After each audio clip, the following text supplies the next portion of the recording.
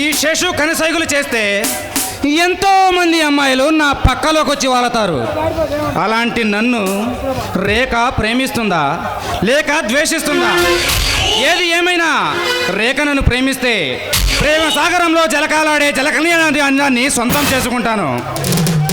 ఒకవేళ ద్వేషిస్తే దేవలోకం నుండి దేవేంద్రుడు దిగి వచ్చిన, కైలాసం నుండి ఆ పరమశివుడు దిగి వచ్చిన, భూలోకంలో ఉన్న విజయగాడు నా ఎదురు నిలిచిన దానిని నా నుండి ఎవ్వరూ కాపాడలేరు. ఎవ్వరూ కాపాడలేరు. ఏమిటి శేషు, ఎవరు కాపాడలేరు అంటున్నావు? ఏమిటి విషయం? మరేం లేదు రాకేష్, నేను ప్రేమిస్తున్న అమ్మాయిని గ్రద్దలా తన్నుకెళ్ళాలని చూస్తున్నాడు ఓ భగ్న ప్రేమికుడు. అయితే ప్రేమలో పడ్డావన్నమాట. పడ్డాను, ప్రేమలో పడ్డాను. చిన్నప్పుడు తప్పడలు వేస్తూ జారి పడ్డాను.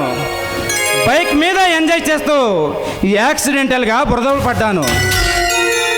ఇప్పుడు లేటెస్ట్గా ప్రేమలో పడ్డాను. గుడ్, నీ ప్రేమ సక్సెస్ కావాలని నేను కోరుకుంటాను. మధ్యలో సెన్సార్ కటింగ్లా ఆ విజయ్ గాడు అడ్డుపడుతున్నాడు. వార్నింగ్ ఇవ్వకపోయావా?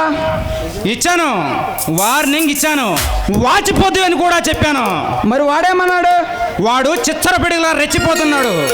చిచ్చరపిడి వాళ్ళు ఎత్తిపోతే వాడి మెడకాయ మీద తలకాయ లేకుండా చేస్తానని చెప్పు. అన్నయ్యతో ఒక మాట చెప్పి వాడిని ఏం చెయ్యాలో అప్పుడు ఆలోచిద్దాం. ఈ విషయం అన్నయ్య దాకా ఎందుకు శేషు? నేను చూసుకుంటాను. నువ్వు కోరుకున్న అమ్మాయి నీ సొంతం అయ్యాలా నేను చేస్తాను. ఓకే రాకేష్, అన్న తర్వాత తమ్ముళ్ళు లాంటి వాడివి, నువ్వు చెప్తే నేను కాదనగలనా? ఆ అమ్మాయి పేరేమన్నావు? రేఖ. దానికి వెనక ముందు ఎవరైనా ఉన్నారా? తెలియదు. నువ్వు నిశ్చయంగా ఉండి శేషు, అది ఒప్పుకుందా సరే, లేదంటే దాన్ని ఎత్తుకొచ్చేనా నీ సొంతం అయ్యేలా నేను చూస్తాను. Thank you Rakesh, thank you very much. వస్తా.